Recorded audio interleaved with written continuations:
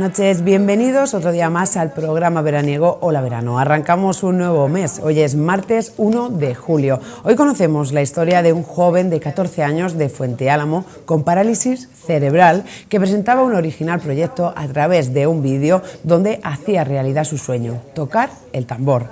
Este vídeo se presentaba a los premios de la Fundación Romper Barreras y ha ganado el premio en la categoría individual. Además, recorremos la exposición La Loza de Jin, Brillo y Color, que acoge el Museo de Albacete, porque es un buen plan para este verano, además de conocer nuestra historia. Y tendremos en el plató de Hola Verano a Paco Hermosilla, responsable de la Oficina de Consumo del Ayuntamiento de Jin, para hablar sobre las rebajas. No se lo pierdan, comenzamos. En un pueblecito de La Mancha llamado Fuente Álamo vive David, un joven que junto a su familia y profesionales ha trabajado incansablemente para superar las barreras de la comunicación. Todo empezó con una visita a Toledo, a la fábrica de las palabras, donde nos enseñaron en qué fijarnos para saber que David hacía su sí y su no con la cabeza. Que ya después de 13 años nunca le habíamos preguntado para que participara. O quizás no nos habíamos fijado en darle realmente voz. No sé, fue tan emocionante que nos alegramos mucho y fue ahí cuando comenzamos nuestra nueva aventura. Que ya al poco tiempo, con mucho esfuerzo, lucha, perseverancia, David empezó con su lector ocular a comunicarse. Soy David, tengo 13 años y desde pequeñito para mí la Semana Santa de Jin es tradición, cultura y devoción. Al igual que para mi padre. Después de estos grandes avances, pues a David se le ocurrió participar en la Semana Santa y a su logopeda Cecilia, pues se le ocurrió la idea de adaptarle un tambor. Le preguntó y le pidió un poco de ayuda a José Carlos. Gracias a ellos tenemos otro modelo de tambor. En Jin hay miles de tambores diferentes, con fotos, luces, algunos son de juguete. Os muestro una foto del tambor tan chulo de mi padre. Mi tambor seguro que os dejará sin habla, es muy molón y con él puedo participar, igual que el resto de mi familia. Racatapla, racatapla. Como toca, miren el tambor. La ciudad del tambor de aquí. Tocar, tocar. ¿Os habéis fijado? Tengo una palabra que seguro es nueva para vosotros. Racatapla. ¿Racatapla? Sí, racatapla. Es el toque de tambor que mi familia me enseñaba desde bebé. Los tambores expresan sin palabras tantas y tantas emociones, al igual que yo que me expreso y me comunico de muchas maneras. La gente se fija en mi comunicador y mi tambor con esa naturalidad, preguntándome por cómo funciona. Elijo y decido por mí mismo, continuar el toque. Y guardo silencio, al igual que el resto, cuando toca.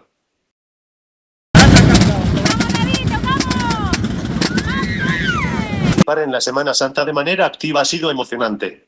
Ha hecho que me sienta parte de la comunidad, y en la tamborrada, he sido uno más. Con las palabras de mi tambor. Gracias a mi familia y a las personas que me acompañan por creer en mí. Conseguir comunicarme de forma que otros me entiendan me abre un mundo de nuevas posibilidades. Racatapla tiene ahora todo el sentido y vibra en mí y en todos vosotros.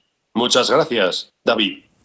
Este joven de 14 años de Fuente Álamo, David Requena, vive la Semana Santa con especial intensidad y este año, por fin, pudo hacer realidad su sueño de tocar el tambor. David tiene parálisis cerebral, pero aunque tenga limitaciones, lo que no tiene son límites. Con este original proyecto se produjo un vídeo. Ese vídeo se presentaba a la 11ª edición de los premios de la Fundación Romper Barreras y ha ganado el galardón en la categoría individual. Los premios se entregarán el próximo 23 de octubre en el marco de un gran acto que tendrá lugar en Barcelona. Un viaje que en casa esperan con gran ilusión toda la familia, su padre, su madre y su hermana melliza. La historia de David continuará su camino más allá de este premio, donde habrá que afrontar nuevos retos. Y en el ámbito regional, el consejero de Educación, Cultura y Deportes ha indicado que las ayudas a los libros de texto van destinadas al alumnado de primaria y secundaria que por requisitos no participan en el banco de libros. Las ayudas para los libros de texto y materiales curriculares van a ir destinadas al alumnado de educación primaria y educación secundaria obligatoria que no participan en el banco de libros porque no reúnen los requisitos. Me estoy refiriendo a todo aquel alumnado que va a utilizar durante el próximo curso material fungible, es decir, material no reutilizable.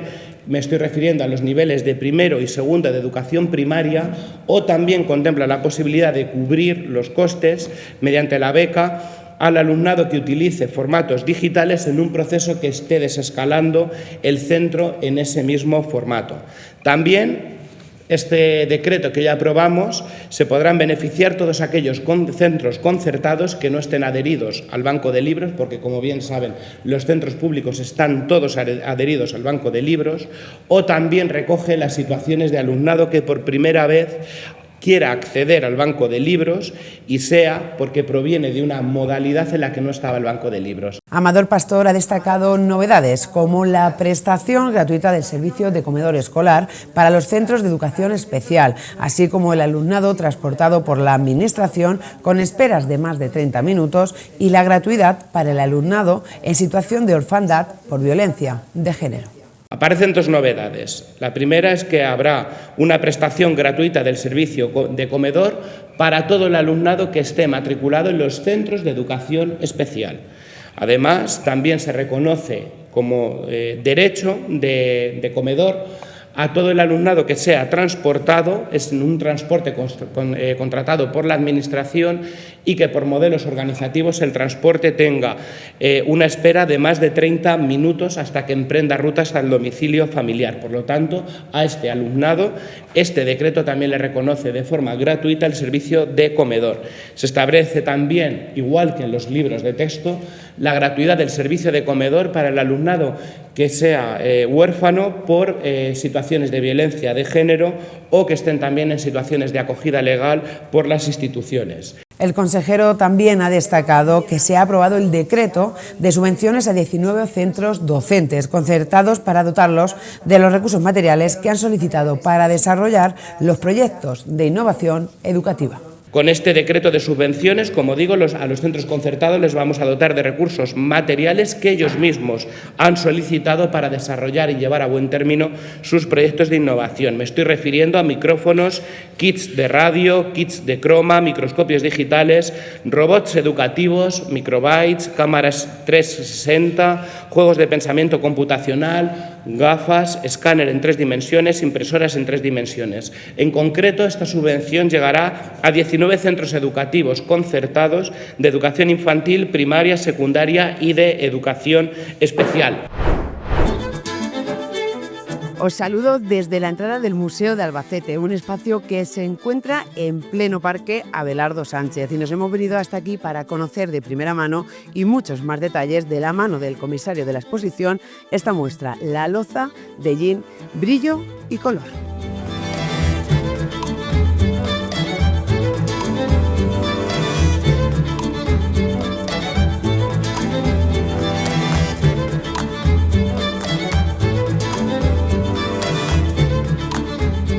Ya estamos dentro del Museo de Albacete y estamos con Pascual Clemente, comisario de esta exposición, La loza de Jean, brillo y color. Muy buenas y muchísimas gracias por recibirnos. Buenos días, gracias a vosotros por venir. Efectivamente, esta exposición, La loza de Jean, brillo y color, se inauguró el pasado 10 de marzo en el Museo de Albacete y se va a poder visitar hasta el 14 de septiembre. Esta muestra presenta la historia de la producción cerámica esmaltada de los alfares de Jean desde el siglo XVI hasta el siglo XIX, dentro del panorama cerámico español. Se exhiben un total de 110 piezas, más un torno de alfarero completo. Esas 110 piezas de cerámica esmaltada han sido prestadas por un total de 22 prestadores, entre ellos hay 10 instituciones museísticas, algunas de carácter nacional, como el Museo Arqueológico Nacional de Madrid, el Museo Nacional de Artes Decorativas también de Madrid, o el Museo Nacional de Cerámica González Martí de Valencia. Pero también tenemos instituciones museísticas museísticas que son de titularidad municipal, como vuestro museo, el Museo de la Semana Santa de Llín, que nos ha prestado dos magníficas piezas que luego veremos, e incluso también instituciones eclesiásticas, como el Santuario de Rosario de Llín o el Convento de las Clarisas de Llín, que nos ha prestado dos magníficas piezas, entre ellas una fuente y una zafa, que luego veremos a continuación. Esta exposición se divide en 5 ámbitos, en 5 capítulos, y se hace un recorrido, como digo, por esa importante producción cerámica esmaltada que hubo en Ellín desde mediados del siglo XVI hasta finales del siglo XIX, principios del siglo XX, en que desaparece. La exposición arranca con una magnífica pieza, como podemos ver, que es una zafa. Si te parece bien, vamos caminando. Vamos a ir viendo. Eso es, porque también, bueno, la zafa, pero también decíamos, ¿no? Ese símbolo que tenemos, que es lo que representa esta exposición, que tiene un significado, ¿no? Por eso su elección. Efectivamente, en el cartel de la exposición hemos utilizado una torre, y esa torre está sacada de esta magnífica zafa que podemos ver aquí. Es una zafa del Museo de Albacete, que fue comprada hace 2 años por el Ministerio de Cultura. Es una zafa de finales del siglo XVIII y aparece el nombre de la propietaria. En la parte superior podemos ver que dice: soy de mi señora doña Josefa Encomendador. Por lo tanto, nos está diciendo que es una pieza de encargo. Bien, la propietaria Josefa Encomendador encargaría esa pieza a un obrador de Llín, o bien su marido o algún familiar la encargaría para regalársela. ¿Qué es una zafa? ¿Para qué servía una zafa? Pues bueno, la zafa era una pieza para el aseo personal. Esta pieza la llenaría de agua todos los días Josefa Encomendador y se asearía. Es una pieza de la loza bicolor. Loza bicolor porque utiliza 2 óxidos metálicos. Por una parte, el óxido de cobalto, como podemos ver, que da el azul, y el óxido de hierro, que da ese color ocre anaranjado. Pues bien, ese motivo principal, que es la torre, es la marca, ese es el motivo que hemos utilizado no solamente para el cartel de la exposición, sino también para la marca de agua de cada uno de los vinilos. Es una pieza magnífica. El motivo principal es esa torre, como podemos ver, con esos sillares, y como motivos secundarios aparecen esos ramilletes de flores que lo que hacen es guarnecer a la pieza. Como os estaba diciendo, la primera parte de la exposición está dedicada a Ellín y sus alfares. Bien, Ellín fue una villa del sureste peninsular que perteneció al Reino de Murcia hasta el año 1833. A partir de ese año, Ellín pasa a formar parte de la recién creada provincia de Albacete, llevada a cabo por Javier de Burgos con la nueva división territorial de España. Ellín, como digo, perteneció al Reino de Murcia. Ese Reino de Murcia comprendía un vasto territorio de los actuales territorios de la comunidad autónoma de la región de Murcia. Todo el sur de la provincia de Albacete pertenecía al Reino de Murcia, y también un gran número de poblaciones de la provincia de Alicante y de la provincia de Jaén. Y a nivel eclesiástico, Ellín pertenecía a la diócesis de Cartagena hasta el año 1949, que pasa a formar parte de la provincia de Albacete. ¿Por qué digo esto? Porque, como veremos a lo largo de la exposición, todos los conventos, y digo todos, tanto masculinos y femeninos, de ese antiguo territorio de la diócesis de Cartagena, todos consumieron lozas de Ellín, pues para los diferentes quehaceres diarios de la comunidad. Es decir, había platos para refectorio del convento, lo que conocemos, lo que sería el comedor. Habría también fuentes para la provisoría, para la despensa, para la enfermería, para lavar los purificadores. Es decir, los alfares de Ellín fueron un centro importantísimo de cerámica decorada que autoabastecieron todas las poblaciones del Reino de Murcia. ¿Y por qué lo sabemos eso? Pues gracias a la investigación que se ha hecho en los últimos años y gracias a las excavaciones arqueológicas, sabemos que Ellín, bueno, pues en el siglo XVIII, nada menos que en el año 1764, Ellín tenía 8.000 habitantes y producía al año nada menos que 500.000 de piezas. Es una cantidad de piezas grandísima. Esa cantidad de piezas, 500.000 de piezas, no era para el autoconsumo, para los habitantes de Ellín, para esos 8.000 habitantes, no, era para distribuirla por todas las poblaciones del Reino de Murcia, y también bien llegaba a otras poblaciones del Reino de Valencia y de Toledo. Y como digo, todo eso lo sabemos gracias a las investigaciones y a las excavaciones arqueológicas que se han hecho. Quería señalar que en el año 2009 se publicó por parte del Instituto de Estudios Albacetenses una monografía titulada La loza esmaltada ellinera, una gran desconocida en la cerámica española. Esta publicación, realizada por Abraham Rubio Celada y Francisco Javier López Precioso, supuso un antes y un después para estas producciones, ya que hasta ese momento no se sabía que Ellín fue un centro productor cerámico importante, al igual que Talavera de la Reina, Triana o centros aragoneses como Muel, Villafeliche, etcétera, junto con otros. Pues bien, ese libro supuso, como digo, un antes y un después. Se señaló en el mapa cerámico español Ellín, que hasta el momento no se conocía. Y a partir de ese momento, del año 2009, de esa publicación junto con otras, pues bueno, se ha avanzado muchísimo. Y en 2021 se defendió en la Universidad de Murcia una tesis doctoral sobre estas producciones, titulada La loza barroca en el Reino de Murcia, los alfares de Ellín. Y bueno, y con el paso del tiempo, a los 4 años, pues hemos podido hacer esta exposición en el Museo de Albacete, ya que estas producciones de la loza de Ellín eran muy conocidas a nivel de los ceramólogos, de los investigadores, de los historiadores, pero muy desconocidas por el gran público. Entonces había que hacer un papel muy importante de difusión, de divulgar este gran centro productor de cerámica decorada que fue Ellín y se enclavó dentro del Reino de Murcia, es decir, dentro de lo que es el sureste peninsular. ¿Ha sido muy costoso recopilar tantas piezas únicas como tenemos aquí en el museo? Claro, este trabajo viene ya desde el año 2009, que Abraham Rubio y Francisco Javier López Precioso publican ese libro y culmina, como digo, con esa tesis doctoral que se realizó en el 2021. Bueno, la realicé, pues bueno, la persona que les habla en estos momentos en la Universidad de Murcia, y entonces en todos estos años pues han aparecido nuevas piezas, no solamente en museos, sino también en colecciones particulares. Es decir, este conjunto de 110 piezas no se hace en un año, sino requiere muchísimo tiempo, ¿eh? Y hemos traído las mejores 110 piezas de cerámica esmaltada. Es como si el Museo del Prado realizara una exposición de Velázquez y llevara los mejores Velázquez, pues aquí los habitantes de Ellín pueden ver las mejores 110 piezas que se conservan a fecha de hoy de la cerámica esmaltada de Ellín, ¿eh? Además, bueno, cerámica esmaltada que, como bien decías, ¿no?, con ese uso de la zafa para el agua, qué bien conservada está. O sea, no sé si hoy en día podríamos conservar tantísimos años una pieza como esta. Claro, pues no, yo creo que no, porque ahora vivimos, bueno, una vida de usar y tirar, y por ejemplo la zafa que decías del Museo Albacete con la torre es una pieza lañada. En su momento, pues bueno, esa pieza se fracturó y se lañó para repararla. Pero tenemos piezas tan interesantes como esta fuente que nos la ha prestado la colección Godia de Barcelona. Es una pieza tricolor porque se utilizan 3 colores, el manganeso para perfilar la cierva, como vemos el pelaje, que se utiliza el manganeso. Luego está también el óxido de cobalto para el azul y el óxido de hierro para el naranja. Es de la serie decorativa Hojas de Lecho y Flores de 4 pétalos. ¿Por qué la llamamos así? Porque esos motivos se representan en el ala de la fuente, y es una pieza del pleno barroco, de las plenas de la época dorada de los alfares de Ellín, del siglo XVIII. Es una pieza muy decorada. Y a continuación pues podemos ver una fuente que nos la ha prestado el Museo Arqueológico Nacional. Es una pieza soberbia,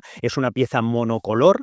Como puedes apreciar, solamente se utiliza el óxido de cobalto, que da el azul, pero tratado con la técnica del claroscuro en azul, con un azul más diluido y un azul más oscuro. Representa un paisaje marítimo. En la parte inferior aparece esa simulación del agua, utilizando ese azul más oscuro y ese azul diluido. Salen esos grupos de juncos, esos árboles y esas aves que emprenden el vuelo. Y de nuevo estamos ante una pieza personalizada. Aparece el nombre de la propietaria, como puedes leer, María de Loba. Pues bien, esta fuente, que es una pieza muy decorada, es una pieza del segundo tercio del siglo XVIII, no la utilizó María de Loba como fuente para servicio de mesa. ¿Por qué?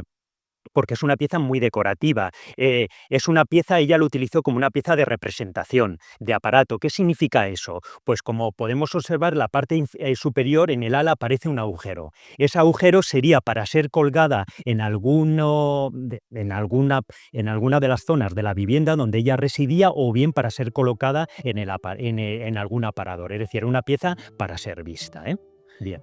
Pascual, nos queda mucho por ver, pero puede ser que la mayoría de estas piezas estén personalizadas, que se pidiesen por encargo, ¿no? Efectivamente, todo eso son encargos. Nos está diciendo, pues eso, que ese propietario de la pieza o bien la persona que se la regaló fue al obrador de Yin, que ahora vamos a ver dónde se situaban, y bueno, pues se encargó directamente. Es decir, no me quiero adelantar, pero vamos a ver en que en la cuarta parte de la exposición está dedicado a los clientes y es muy interesante porque en esa parte de la exposición se presentan muchísimas piezas con el nombre del propietario y a veces hemos podido conseguir saber la biografía de estos personajes, dónde nació, con quién contrajo matrimonio, dónde falleció y también si eran personajes civiles o religiosos, lo cual es muy importante porque podemos reconstruir la historia de ese personaje, ¿eh?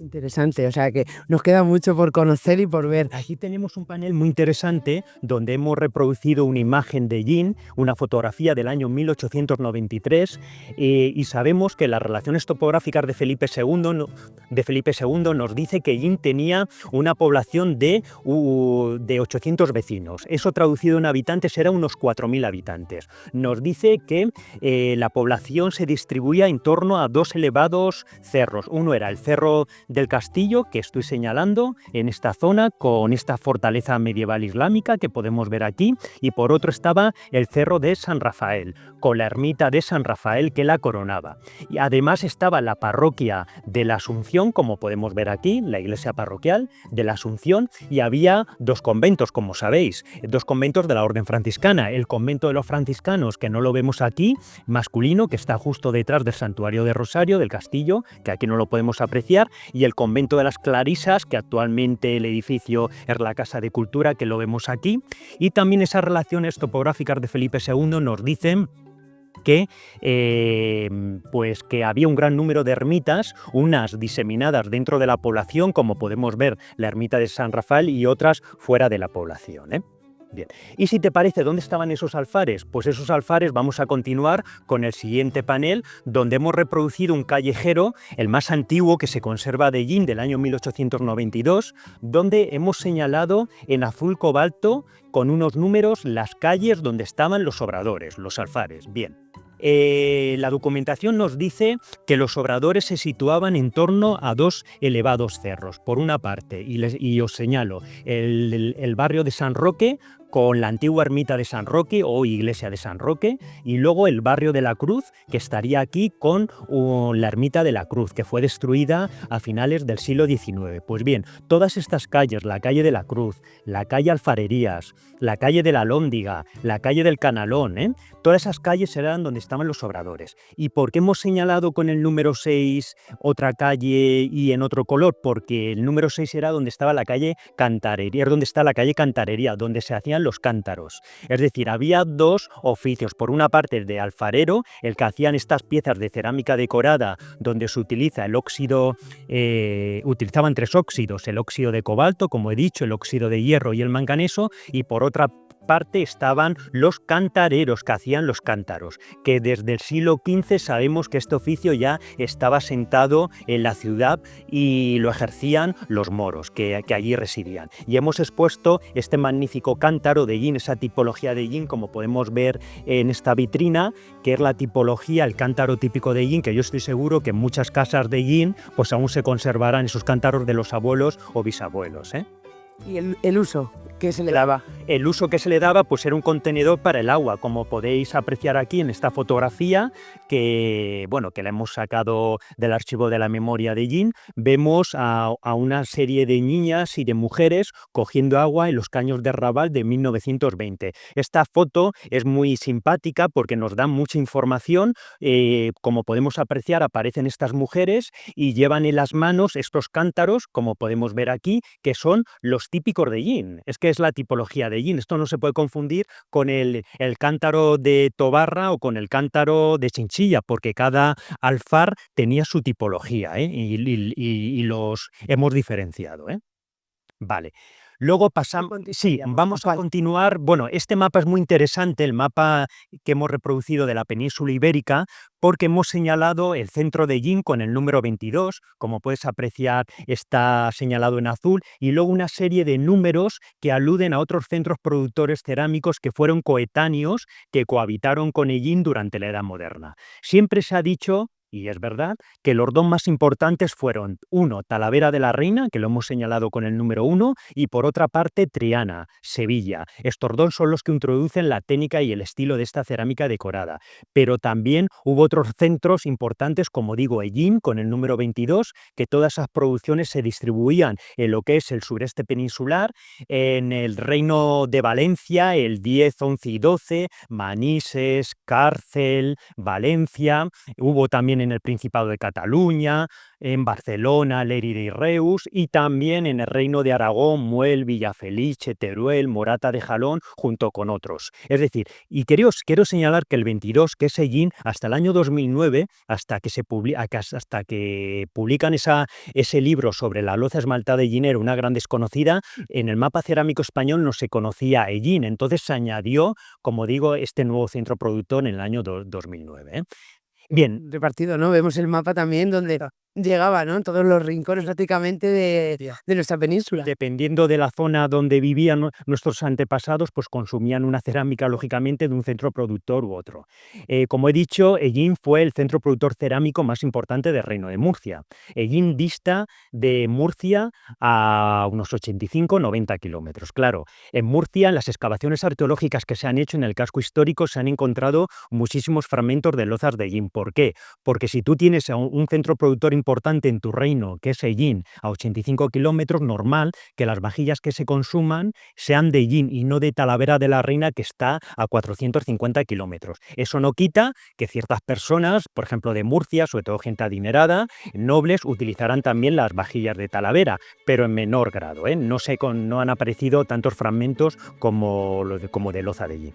Y pasamos, si os parece, a la segunda parte de la exposición, que está dedicada a los materiales, los útiles del oficio y los hornos. Si nos aproximamos... Vamos para allá. Vale.